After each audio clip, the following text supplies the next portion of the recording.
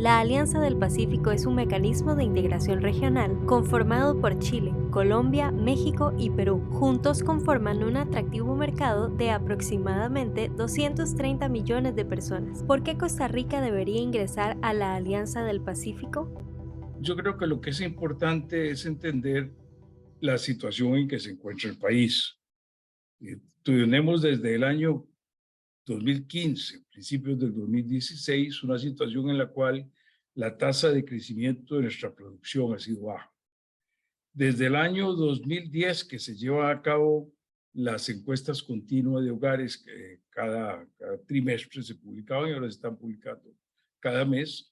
Esas encuestas desde entonces nos vienen señalando cómo el desempleo ha sido alto.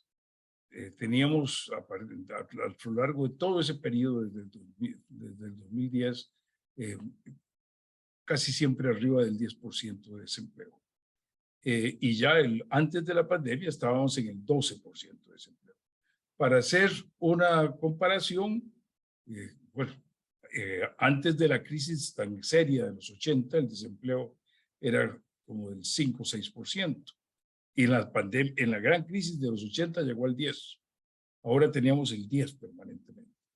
Además de eso, si eso fuera poco, el empleo informal, que es empleo en el cual los trabajadores no tienen acceso a todas las garantías sociales, venía creciendo. Hace 10 años, 12 años, andábamos en alrededor del 40%. Antes de la pandemia habíamos llegado a casi el 48%. Eh, Éramos de los más bajos de América Latina y nos fuimos acercando a los niveles de América Latina en la informalidad. Todo esto, la pandemia vino a agravar esta situación. El desempleo llegó hasta el 24%. Ya la última cifra que tenemos nos ubica un poquito abajo del 12, un poquito menos desempleo que el que teníamos antes de la pandemia, y es muy importante esta cifra, el número total de empleados es como 70,000 personas menos que antes de la pandemia. ¿Por qué? Porque hay mucha gente que se queda desempleada y entonces deja de buscar trabajo. Ya considera que no va a poder encontrar trabajo. Entonces tiene que acomodarse a vivir con la familia de alguna manera, renuncia a trabajar. Eso es un problema serio que pasa cuando la gente tiene periodos largos de desempleo. No en Costa Rica, en todo el mundo, por eso. Es una cosa seria. Y eso quiere decir que aunque la tasa de desempleo sea similar a la de antes de la pandemia, el número total de empleados es 70,000 menor, pero además ha crecido la población. Si tuviéramos el mismo porcentaje de gente ocupada, tendríamos que tener como 150,000 empleos más. Eso es una cantidad muy importante para una fuerza laboral tan pequeña como la de Costa Rica. Eso quiere decir que estamos con mucho menos gente recibiendo ingresos. Además de eso, estamos sufriendo unas olas de empobrecimiento, algunas creadas por nuestras propias maneras de hacer las cosas en los últimos años, no los últimos, un periodo muy largo realmente, de los últimos 10, 12 años, 14 años. Por otro lado, por causas externas. La causa interna fue un crecimiento desmedido del gasto en el sector público, descontrolado, injusto, desequilibrado, ineficiente, improductivo para la sociedad, que nos llevó a una crisis fiscal en ciernes muy fuerte, que obligó a tomar medidas de aumento de impuestos y restricción de gastos en el 18. Todas esas son medidas que no son muy buenas para el crecimiento. Se genera menos salario de trabajadores, se genera más restricción de recursos de las empresas y de la gente que podría invertir y comprar. La economía se contrae un poco por esas medidas, pero menos de lo que se contraería si tuviera una gran crisis. Entonces es para evitar un costo mucho más grande. Y hubo que hacerlo. Y después de esto nos cayó la pandemia, se cerraron las empresas, se acabó el turismo. Y cuando estábamos saliendo de eso y tuvimos un año de crecimiento interesante en el 2011, pues vino el problema de que en el mundo entero estaba pasando lo mismo. Y entonces las fábricas que estaban trabajando con partes producidas en un país, parte en otras, que tenían que traer las partes de un lugar a otro, se encontraron que no podían revivir la producción como la venían haciendo con productos que llegaban apenas a tiempo para ser usados en las fábricas, etcétera. Los contenedores estaban en los muelles inapropiados, no se podía hacer el transporte. En los lugares donde tenían que empezar la producción, tardaba en empezar la producción de lo que se necesitaba en otros lugares. Eso nos causó una disminución de la oferta, un aumento de los fletes, un aumento de la inflación. Durante la pandemia, los gobiernos en los países desarrollados, en Europa, en Estados Unidos, y en los países en desarrollo como el nuestro, aumentaron su oferta monetaria para tratar de facilitarle a la gente recursos, de manera que el empobrecimiento que se tenía y la posibilidad de que las empresas quebraran porque no podían producir se disminuyera. Y entonces generaron crédito en mayor cantidad. Esto quiere decir que salió mucho más monedas con una cantidad de bienes que más bien se reducía. Por un tiempo esto no produjo aumentos inflacionarios y no los produjo porque la gente no tenía que gastar. Entonces la gente acumuló recursos. Estaban cerrados los comercios, estaban cerrados el entretenimiento, había cerradas las fábricas, pero después empezaron a gastar esos recursos. Y entonces vino un aumento de la inflación, del aumento de precios. Entonces, eso nos encareció los productos, nos volvió a empobrecer.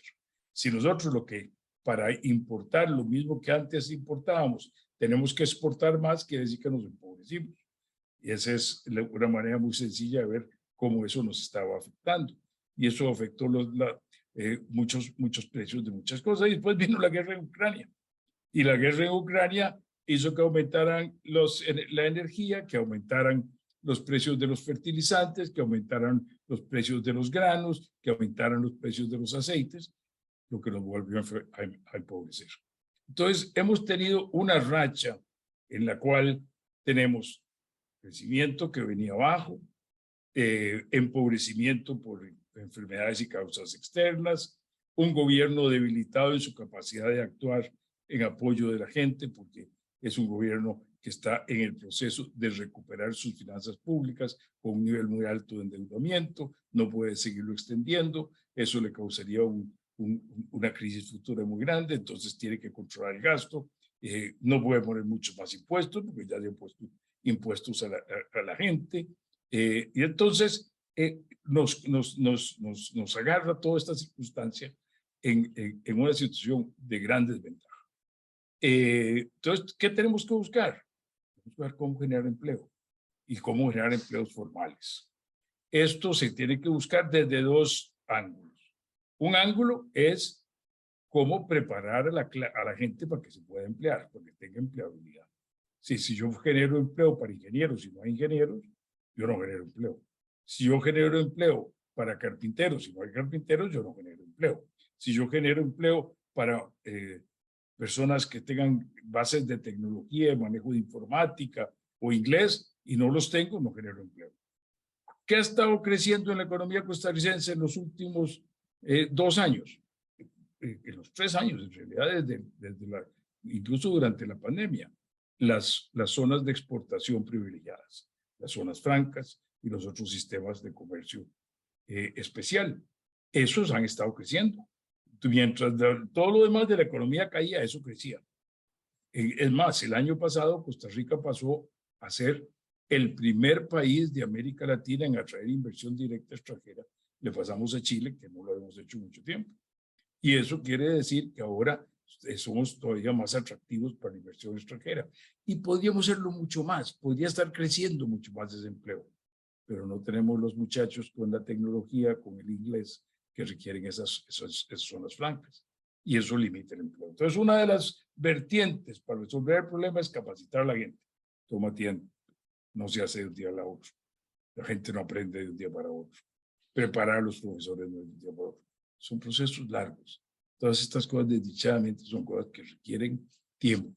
Es como sembrar. Uno no cosecha las naranjas cuando siembra las semillas. Uno cosecha las naranjas unos años después.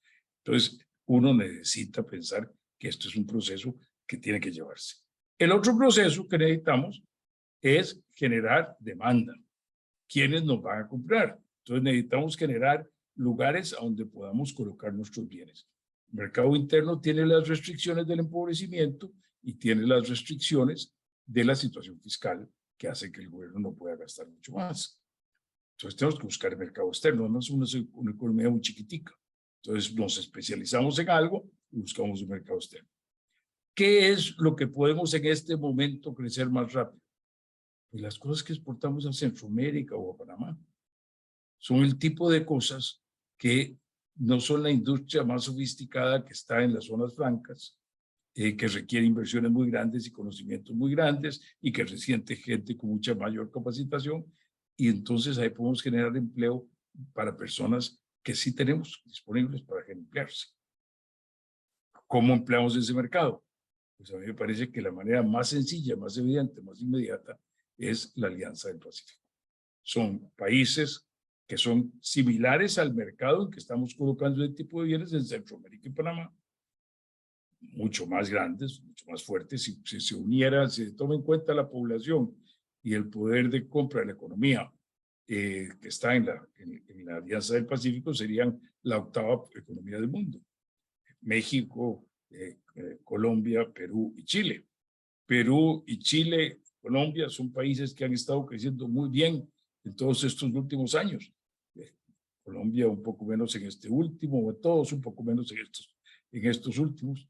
Y México ha sido un país que no ha tenido tasas de crecimiento tan aceleradas, pero es muy grande y ha tenido crecimiento y tiene su contacto umbilical con Estados Unidos tan fuerte y con Canadá, que lo hace una economía que tiene una clase como poder de compra importante para nuestro tipo de productos. Además, esa alianza es una alianza que va mucho más allá de solo el libre comercio. Tratan de buscar medidas que generen comercio entre ellos, en otros órdenes de cosas. Una de las cosas interesantes es que tratan de actuar de manera que se tome en cuenta. Una de las cosas, tengo que hacer una explicación lateral aquí para poder explicar lo que sigue. Cuando uno hace tratados de libre comercio, cuando uno comercia con el mundo, a la gente le interesa qué parte de lo que uno está exportando es producido en el país. Eso es el valor agregado nacional. Si yo tengo solo una cantidad muy chiquitica, nadie tiene interés en que yo entre a comerciar con ellos, porque lo que estoy haciendo es comerciando con productos de otros, no los míos. Entonces quieren que tenga una cierta base de producción. Por eso en todos los convenios comerciales se ponen mínimos de valor agregado nacional para que los bienes sean asequibles, puedan entrar en esos convenios.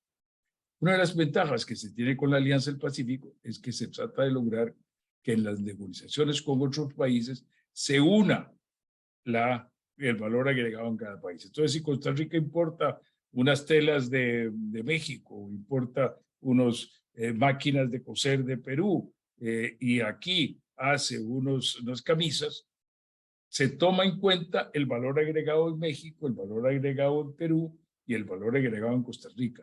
Y entonces eso nos abre espacio para mercados a los que no tendríamos acceso si no tuviéramos esas condiciones.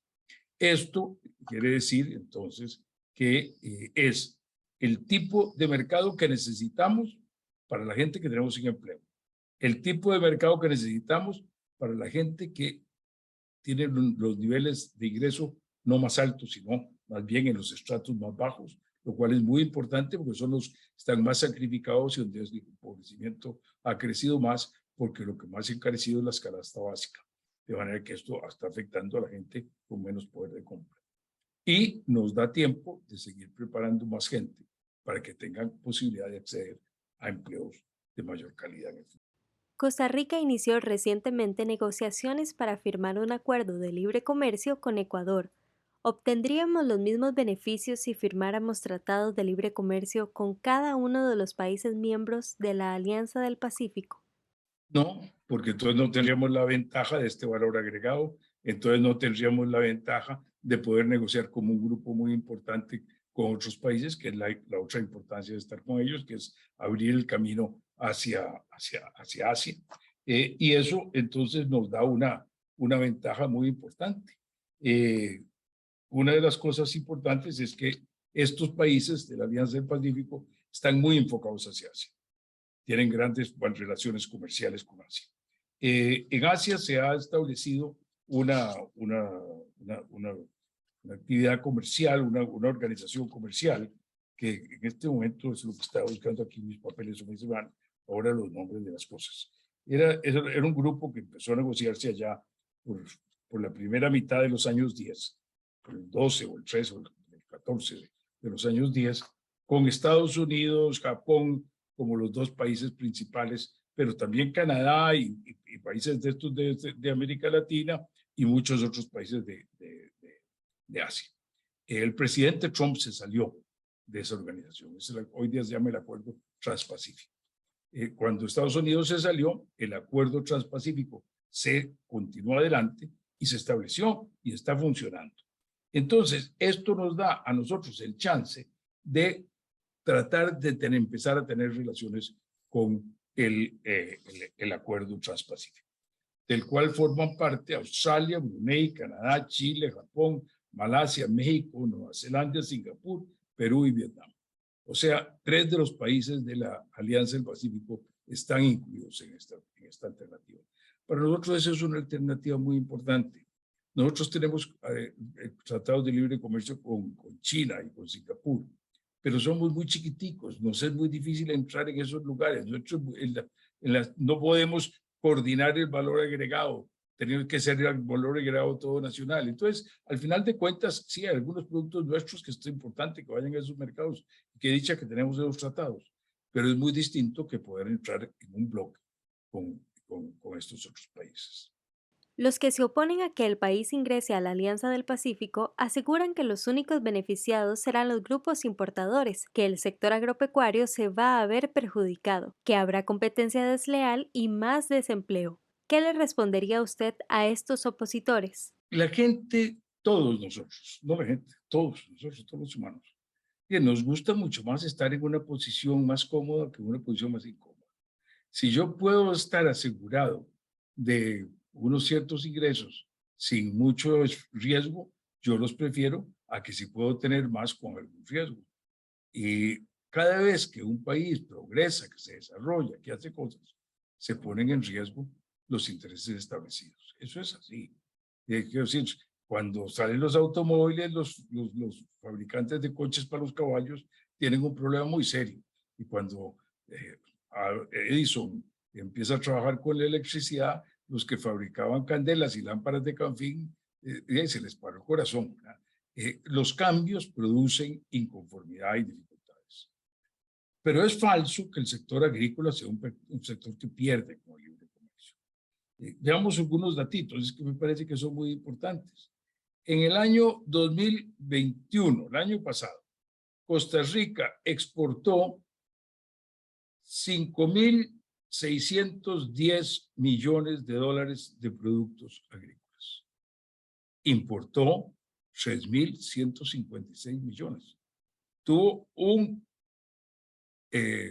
superávit comercial agrícola de 2.454 millones. O sea, Costa Rica se favorece con el comercio agrícola, no se desfavorece con el comercio agrícola. Costa Rica gana con el comercio agrícola. Yo me acuerdo muy bien cuando estábamos negociando el Tratado de Libre Comercio con Canadá, el primer tratado del mundo entre un país pequeño, subdesarrollado, y un G7, un país de los más ricos del mundo. Bueno, la gente con toda razón, y yo les entiendo y me entiendo sus reacciones, de las zonas productoras de papas en las zonas de Cartago, se levantaron en armas contra la negociación. Fue muy fuerte y tratamos de explicarles y demás. Y la verdad es que se importaron papas. ¿Sí? Con ese tratado se importaron papas porque hay una cierta clase de papas que se usa sobre todo en cosas como las ventas de comida rápida. No digo en marcas comerciales, pero ventas de comida rápida, de hamburguesas y papas fritas. O de pollos y papas fritas. Y en esas cadenas están acostumbrados a usar una cierta calidad de papa que se produce más en los climas templados que en los climas tropicales. Entonces, con toda razón, tenemos una preocupación. No, ¿cuál fue el resultado un tiempo después?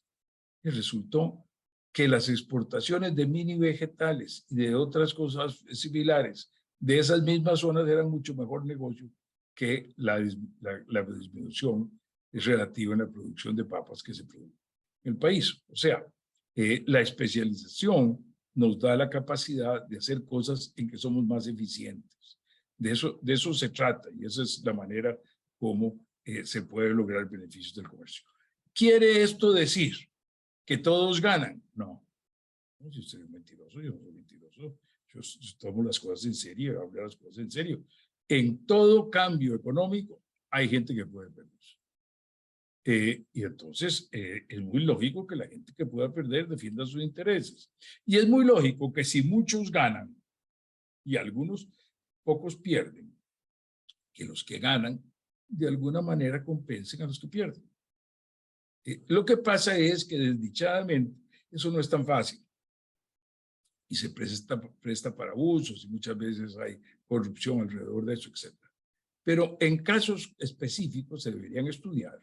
Y si hay algún sector agrícola específico que va a tener un costo muy importante por esto, pues lo lógico es que durante ese proceso de cambio se le dé algún tipo de apoyo para que mejore su productividad, para que cambie de la forma del cultivo que está realizando, para que pase a otro cultivo y para que pueda entonces más bien aprovecharse de la apertura de un mercado de 200 y pico de millones de gentes y no solo de un mercado de 5 millones de gentes. Y que puede entonces tener más bien también la ventaja de aprovecharlo. Pero sí hay que reconocer que algunos pueden perder. Y que si algunos pueden perder, traten de defender sus intereses, me parece lógico y justificado. Y que los demás tenemos que oírlos y tratar de compensarlos, también me parece de justicia. ¿Cómo debe prepararse el país para ingresar a la Alianza del Pacífico y al Acuerdo Transpacífico, también anunciado por el presidente Chávez recientemente? El desarrollo, el crecimiento para un país de ingresos medios como Costa Rica no es un proceso fácil. Hay una cosa incluso que se llama la trampa de los ingresos medios. Yo escribí esta semana una columna sobre eso que la pueden leer en la República Digital. Y ahí va a encontrar mucho más información que la que yo les puedo dar aquí. Siempre es mejor buscar información también escrita con cuidado en que uno pone los datos y las fuentes que solo oír a la persona hablar. Es muy bonito este tipo de cosas y nos comunicamos mucho más fácil de esta manera y es un poco más personal. Pero no dejemos de buscar la información y sus fuentes, porque para trabajar con seriedad y responsablemente debemos trabajar con la verdad y con la información. Y de eso depende el progreso. Bueno, pero entonces se necesita mucho, ya lo estaba diciendo al puro principio. Cuando nosotros empezamos a pensar en cómo poder ampliar más la gente que tenga buenos salarios de zonas francas, bueno, tenemos que tener más gente preparada. ¿Qué significa eso? Significa que tenemos que empezar desde el principio. Hay que mejorar el estímulo a los chiquitos desde que nacen hasta los 5 años. No fue sino hasta mi gobierno que se estableció el segundo año de preescolar. Antes solo los de 6 años tenían preescolar, nosotros establecimos preescolar para los de 5 años. Bueno, todavía no se ha generalizado totalmente. Hay que mejorar la red de cuidado. Hay que hacer que haya más chance de que los chiquitos puedan estar durante las horas laborales de sus padres en algún lugar donde sean estimulados, donde ellos, esto de los 0 a los 5 años es importante repetirlo. Es una cosa que se sabe de hace muchos años, pero muchos no lo sabíamos. Me acuerdo que a mí me sorprendió allá en los 90s cuando me encontré con esta información, que era muy vieja, pero yo no la tenía. Y yo sé que hoy día, 30 años después, gente no la tiene. Miren, entre los 0 y los 5 años es cuando se forma la mayor parte de las conexiones entre las células del cerebro. El cerebro trabaja a través de tener células que están interconectadas, son como redes, como sistemas de comunicación, que por cierto son sobreabundantes, son superfluas, hay demasiadas para ir al mismo punto, a la misma conexión, pero esa es la manera de asegurarnos que puedan funcionar con tanta capacidad extraordinaria que tiene nuestro cerebro. Pero eso se forma entre los 0 y los 5 años. Si no se forma en esa edad, no se forma nunca. Entonces, una persona que tiene menos conexiones entre sus células cerebrales tiene menos capacidad de aprender, tiene menos capacidad de hacer, tiene menos capacidad de ganar en la vida. Entonces, es muy importante que los papás entendamos que el chiquito que está pequeñito no tiene que estar metido en el chiquero, en el encierrito, metido ahí solo con unos juguetes, no, que necesita que le hablemos, que le estimulemos, que le tiremos una bola, que le pongamos 2 tucos juntos, que necesita interacción humana, porque eso es lo que hace que se le desarrolle. Entonces, tenemos que empezar por ahí. Tenemos que seguir con la preescolar en sus 2 años, además de la red de cuidado, tienen que ampliarse a toda la población, y especialmente a la población de las familias pobres, que son las que tienen más necesidad de que sus niños, que van a tener retos más difíciles. Para un chiquito de clase media es mucho más fácil salir adelante que para un chiquito en una familia pobre. Si le damos la misma educación a los 2, si le damos los mismos computadores a los 2, si le damos la misma conexión a internet a los 2, el de la familia con más recursos tiene más facilidad, porque tiene papás con más educación, con más formación, que le van a hablar y al manejarse con él, y tiene un entorno que le hace más fácil las cosas. Entonces, tenemos que poner especial atención en la atención, en la formación, en el estímulo de estos niños pequeños. Después, tenemos que en primaria y secundaria hacer un cambio fundamental que yo vengo predicando hace mucho tiempo. Si nosotros aumentamos el costo de la educación al doble, entre el 2008 y ahora, el costo por estudiante lo duplicamos prácticamente, pero no ha mejorado la eficiencia. ¿Por qué? Porque contratamos maestros sin hacerles exámenes de capacitación, maestros y profesores. Entonces no sabemos si están capacitados. Enseñan un cartón, pero ¿qué hay detrás de aquel cartón? El cartón puede ser de una persona que tuvo una enseñanza muy buena y que está muy preparada, o puede ser de una persona que se lo ganó así porque así. Entonces, ¿por qué no sé? Cuando una persona va a buscar trabajo a una escuela privada, lo prueban a ver qué sabe, le hacen exámenes, averiguan. Nosotros en el gasto enorme del gobierno y de la sociedad en nuestra educación pública, que debe ser lo más importante, no lo hacemos.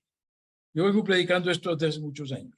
Me di cuenta después del gobierno, porque en el gobierno la conclusión a la que yo había llegado con mi ministro de Educación maravilloso, en paz descanse, Guillermo Vargas, que era mi profesor de matemáticas, la conclusión a la que hemos llegado es que era en matemáticas donde estábamos más mal, porque era donde había menos profesores con títulos graduados.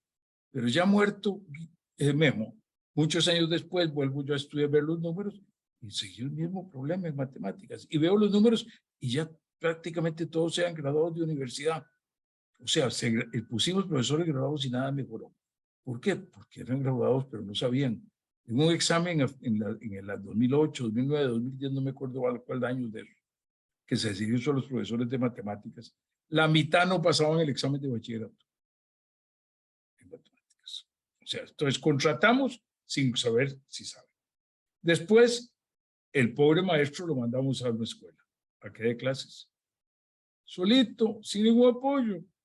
Imagínense que a un médico que sale de la escuela de medicina lo mandáramos a los hospitales a operar y a diagnosticar. No, le ponemos un médico de nosotros a la par, le damos seguimiento, vemos lo que está haciendo. Después del internado, queda solo.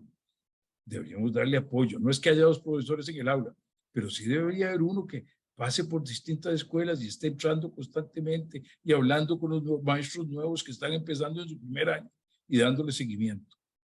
Y tercero, no los evaluamos nunca. Al que no se evalúa, la calidad baja. Porque somos humanos y los humanos nos acomodamos y nos gusta el confort, nos gusta la comodidad. Hay algunos apóstoles extraordinarios, pero la mayoría no somos esos apóstoles.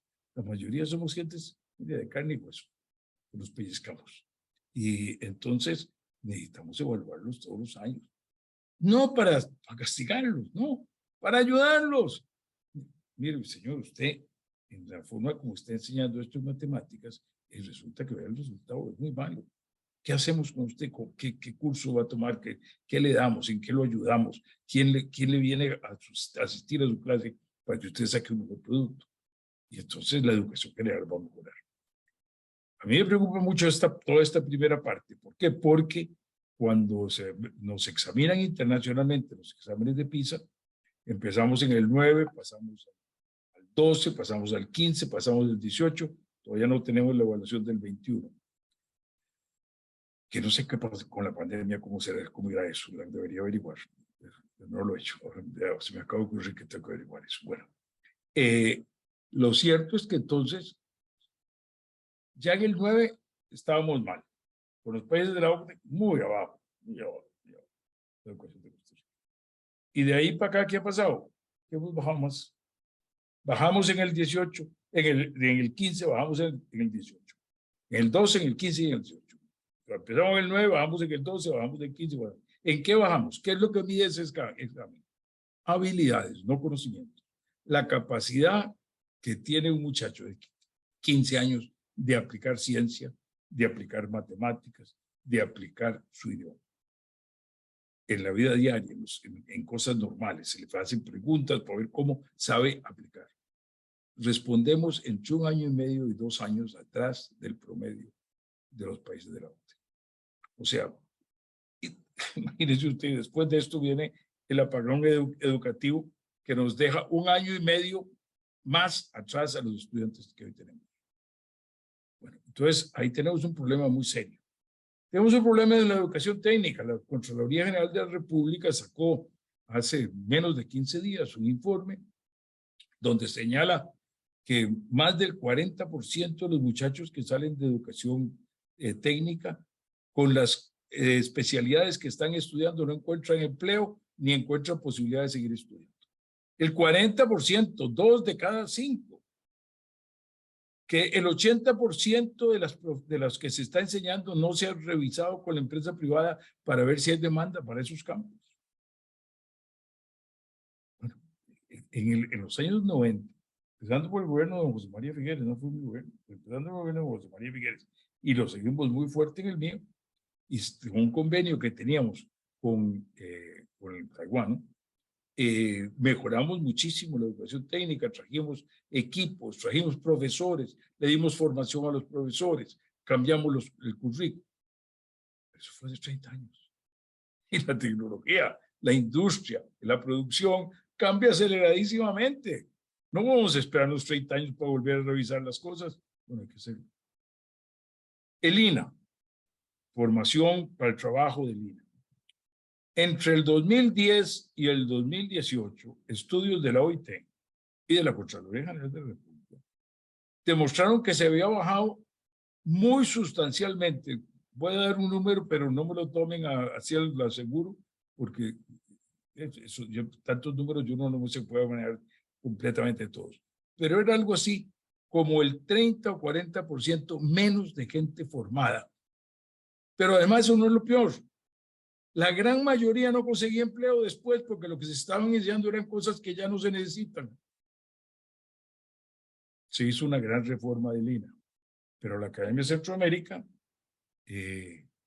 hizo el año pasado un estudio con un investigador muy serio sobre los reglamentos para la aplicación de la ley, que trata de que entonces haya flexibilidad, de que el INA pueda contratar la formación en otros lugares o pueda contratar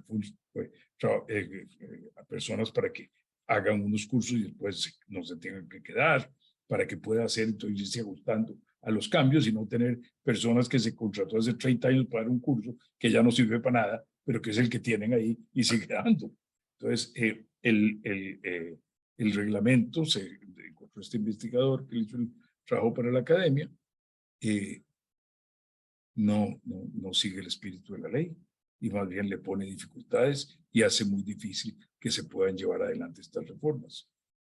Y lo cierto es que todavía no están trabajando en el INA de una manera adecuada. Y si después de eso nos fijamos qué nos pasó en la pandemia. La pandemia nos sirve para alertarnos de problemas serios.